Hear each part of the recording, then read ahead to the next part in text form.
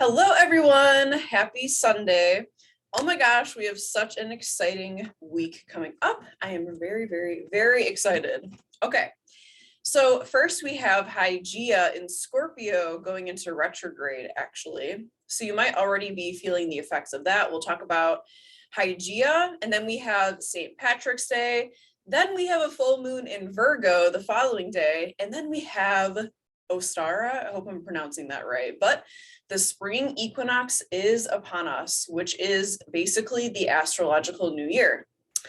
So spring is here. I'm excited. I'm very excited. Okay, so in the northern hemisphere, I'm sorry, the spring equinox. So I am very, very pumped. It seems like it's been the longest winter of our lives. I always say that though, every single year. So, okay. Let's get into the chart. We'll talk about the full moon a little bit. I'm really excited because my moon is in Virgo. So it's always a good time.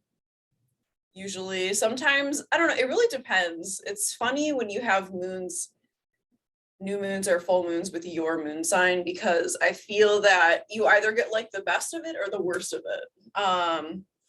So this is today's chart. It is the 13th. I have this set for about 12:45, which is what it is here about. So right now we have this grand trine, this grand water trine at the current moment. The moon is about to move out of Cancer though. So it's connecting the south node and the sun. So there's definitely like a nostalgic, every time the moon is in Cancer, it feels so nostalgic, like you're trying to remember something and looking back at this like great time. I feel with Pisces, when you are feeling nostalgic, it's almost like you don't know what you're remembering. But when the moon is in Cancer, that kind of nostalgia is like actual memories, or like last night I was looking at like old houses I used to live in and just feeling like reminiscent, I guess is what I'm trying to say. So this grand trine is like we're dealing with some past life emotions and intuition. And I feel like Hygeia in Scorpio here is stressed right now too. As you can see, it's stationary down here. So this is the Hygeia symbol. This is the pole with the two serpents twisting around it. You might see it on ambulances. Here in the US, I think they still have that on them, don't they? I have no idea. So the Hygeia is stationary, which means it's still in the sky, which really intensifies and increases the pressure on that point, as my teacher Rick Levine would teach us. So Hygeia is healing. It's the goddess of hygiene. So healing, she's very Virgo-like, I feel, in that she really deals with like those day-to-day activities and routines that you do to take care of your physical, mental, emotional, and spiritual health. So that stuff is going to become really important right now. And I've really been thinking about that stuff too. So just thinking about daily prayers or daily meditations. How do you cleanse your energy? How do you take care of yourself? Like if you're not taking care of yourself, I think those issues will be exacerbated right now, especially with Hygeia being in Scorpio, because Scorpio does not mess around. Scorpio is extreme. Scorpio is going to push you to the edge so that you can really see those areas in your daily life where you need to improve your hygiene-like routines and patterns and things that you do every day. Actually, I see a star here too, actually. I don't know if you see that here. That's interesting. Whenever I personally see like a 5-pointed star like that in the chart, because we have astrology, right? We have the aspects and the aspect patterns, and it's all very mathematical and logical.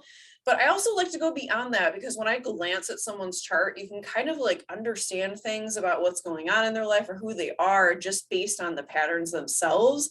So because I see this 5-pointed star in the chart, I associate that with the star of Venus, with protection, with the elements, and with your spirit. So I definitely feel we're unlocking something, like we're opening a new doorway.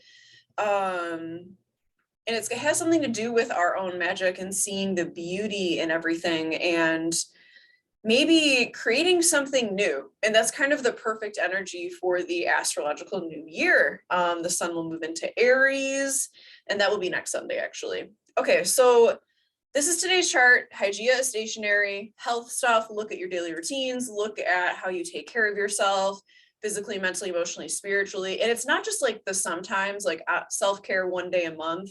I definitely get into that sometimes. But it's like, what are those little tiny things that you do every single day that could benefit you? Maybe it's just making a cup of tea every night, or taking time in the morning before you start scrolling on social media and maybe you're reading or writing some poetry or whatever you like to do, listening to the birds, just sitting in quiet for a while, that kind of stuff. That's going to become really important because once Hygeia is now going to go retrograde, that stuff is going to get really kicked up and you're going to notice what those things are that you need to change. I don't have a cup right now, so I'm just going to drink out of this gallon. Okay. So let's move it to the 17th. I will animate this, make sure that I'm showing the right screen. So 17th is St. Patrick's Day.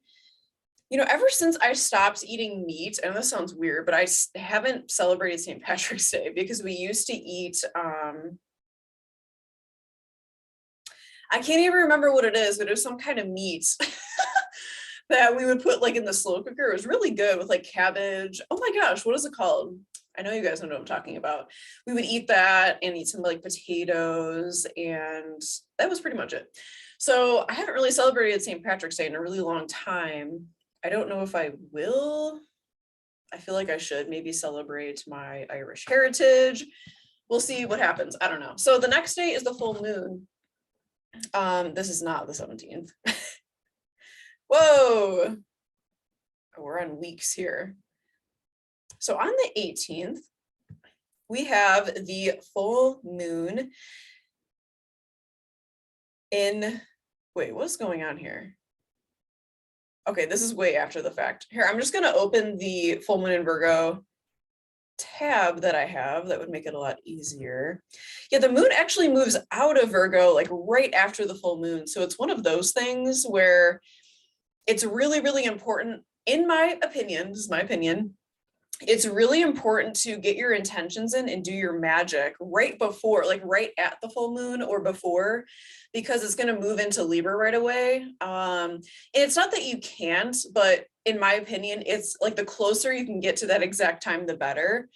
Hi, Salem. I got my kitty here with me. So this is the chart for the full moon in Virgo. Hi, baby. Yes, so we have a kite aspect pattern. That is like the main thing that I noticed right away. I'm sorry, there's peepers there. A kite aspect pattern, it includes a grand trine, and then it includes this like mini sextile trine, we can call it. So the grand trine here is all in Earth, as you can see. It's connecting Pluto, the moon, and the North Node. So if you know anything about trine aspect patterns, they flow really well. It means those 2 points are working very harmoniously together. There's no abrupt issues, there's no changes, it's just, it works.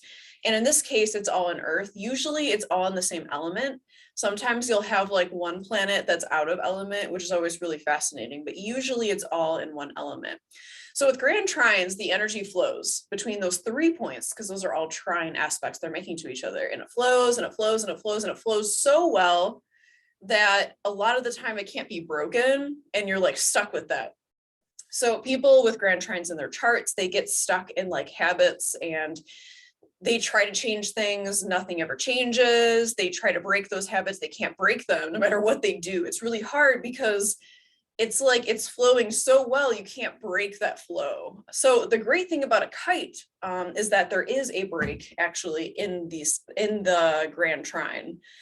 So as you can see, the moon here is actually opposing, obviously, the sun, and it's breaking up the energy of that grand trine. And then we have this little sextile triangle here too.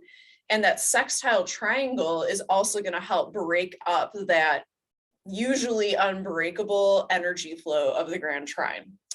And what kind of happens is the energy, as it's flowing around that grand trine, it comes from here and it pushes out through that sextile triangle at the bottom here.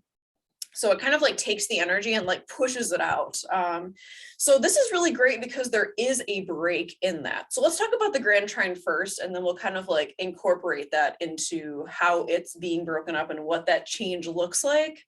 So with the Grand Trine in Earth, it's a stable Grand Trine. You know, it's very motivated, hardworking, it's grounded, and it's dealing more so with like the roots. That's how I see this. It's dealing with the fabric of who we are. It's dealing with Taurus here, our values, you know, where we're heading as a collective whole, what kind of work we're doing with our values, what kind of work we're doing with our roots, our home life, our work, what makes us us. And then we have this connection, this trine aspect up to Pluto in Capricorn, which has been doing the dirty cleanup work ever since all the outer planets moved out of Capricorn. Pluto in Capricorn is, it's the Grim Reaper side of Chronos, Saturn. So it's the cutting away of all the things that we thought we couldn't live without, but we can. And then connecting it to the moon in Virgo, the moon in Virgo is all about selfless service to others. In better terms, it's like unselfish. I read this. It's unselfish service to others. So it's, where are those areas in your life where you can be of service to others? Because something has to change here with that dynamic, is what I feel. We have to give unto others, and we have to have people give unto us. I feel like some of my Catholic upbringing got in there, but do unto others. Okay, so with the moon in Virgo, selfless service to others, you have to give to receive.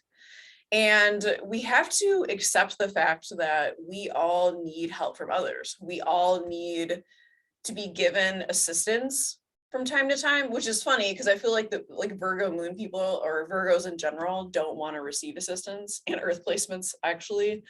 So what does this look like? This is kind of like, first of all, moon in Virgo is interesting because we're going to want to solve our problems, our emotional issues, our inner issues, like a math problem, but they can't really be solved. So I feel like with Pluto and Capricorn here, it's like Kronos is coming in to show us like, hey, you can't keep doing it that way. You gotta maybe let those things flow, or just let go of certain emotions and emotional patterns altogether. And then we have the North Node in Taurus here, which is teaching us about where we need to head as a collective society, moving away from Scorpio. And I do think because Hygeia had just gone into retrograde here, that's going to have something to do with what's going on too. So kicking up, patterns and habits that just don't suit our emotional needs anymore. That's kind of how I'm connecting this. So normally we could get stuck in this. We can get stuck in like karmic loops and things like that. But because we have this opposition pushing out towards the sun, which is joined to the North Node and Pluto via a sextile, that's going to really push it out towards Pisces. So that's deep soul healing. That is compassion for yourself, compassion for others, and most of all, figuring out how you're going to be of service to other people. Because again, it's something that we all need to do, and it's something that we all need personally. Even if we don't think that, or we think we can do it all on our own, believe me, I get it. I'm a moon in Virgo. We need each other. That's what this comes down to. And Pisces is dissolving the boundaries. So Pisces is making that happen for everybody. We can dissolve the Plutonian and Capricorn things, that harshness, those rough edges. We can dissolve the overwhelming need to stand by our own values while maybe forgetting about others and being stubborn to the point where it doesn't make sense. We can dissolve those Virgo very strong boundaries when all they're doing is keeping people out of our heart space and away from our hearts. So that's really the main aspect pattern here. As you can see, there's also a we have this opposition here with Hygeia and Uranus pushing out towards Venus and a little bit of Mars too. So, with this aspect pattern, I feel that the opposition is between, again, we had this Hygeia and the Uranus. So we have this Scorpio and the Taurus kind of at a war with each other, playing this tug of war. So again, personal values versus the values of the whole, but also chaos versus stability. That's like the main thing that I always see with Taurus, and I'm drawing a blank on what this aspect pattern is called. Whatever, it doesn't matter. Okay, so Hygeia and Scorpio, again, healing those hygiene patterns, those things we do every day, versus Uranus, which is disrupting the flow. Uranus making our lives uncomfortable, making changes to the deepest roots of who we are, pushing out towards the Venus and Mars conjunction, which is kind of growing apart now. So being willing to face the changes that will have to continue to occur in our lives, and realizing that those breaks, those separations, that pain in our life, it's actually like the healing process. Like we have to experience those disruptions of the flow in order to heal ourselves. And pushing out towards the Venus-Mars conjunction, this is going to have something to do with relationship patterns, something to do with our relationship to Aquarius-like things. So society, humanity as a whole, definitely the greater whole. Yeah, okay. So Venus is also sextile Chiron. So Venus 11 degrees sextile, Chiron 11 degrees Aries. So this sextile, again, relationship healing, but also kicking up some stuff so that we can be aware of it and heal it. Becoming a teacher, becoming a healer for others. You know, where are you in your healing journey, and how can you bring that to help assist others? The sun is also sextile Pluto. So the sun is at 27 degrees of Pisces, Pluto is at 28 degrees of Capricorn. So this is really, really powerful. A lot of things are ending here. And with every ending comes the new beginning, the new rebirth. All right, I need more water. Sometimes there's like so much going on in the chart. Not sometimes, always. My mind gets like twisted around all the details. All right. Okay, so sun sextile Pluto, transformation, shedding the skin. Like this is your moment to let go of what you need to let go of so that we can start the new year, which is on the 20th.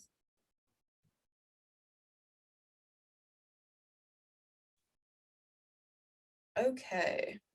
Yes. So the sun is going to move into Aries today. So Aries energy it's the first sign in the zodiac, right? I have this set to 0 degrees Aries. So Aries is the warrior. Aries is ruled by Mars. I always think of Aries as, you know, the seed is in germination. It's in the soil. It's ready to sprout. Aries is the sprouting action. It's that forward, pointed, focused entrepreneur action that pushes the sprouts through the soil. And I feel like the darkness of the earth, the darkness of dirt and mud is totally the 12th house in Pisces. You know, we're kind of like in darkness. We don't know what's going on. We don't know where we're going. We push out through the light. That's Aries.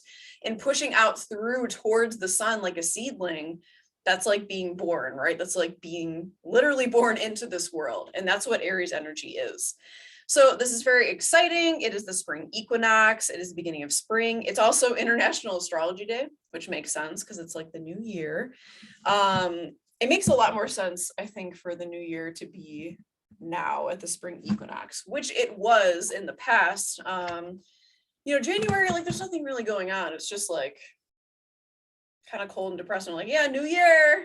It's still like 2 degrees outside here, but all right. So that is all I have for you guys. I will be doing my live stream. I've actually already started it, so I don't have too much more work to do. I don't want to do it on St. Patrick's Day because I don't know if I'm assuming some of you guys probably celebrate that.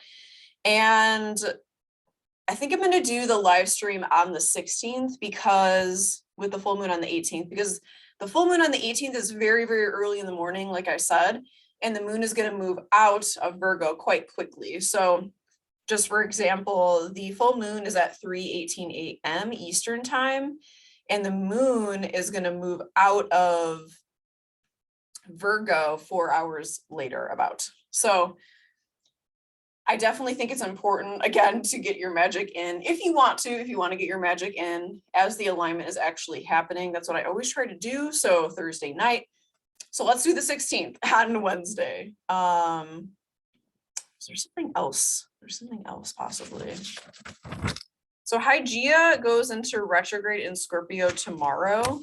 Oh my God, this cat is driving me crazy. She's very, very affectionate. I'm not used to that because my other cat is a Gemini. Okay. All right. I love you guys. I hope you have a great rest of your Sunday, and I will see you on Wednesday at 6 p.m. Central Time. Oh yeah. Daylight savings time ends today. No, daylight savings time begins at 2 a.m. today. All right. I love you guys. Bye.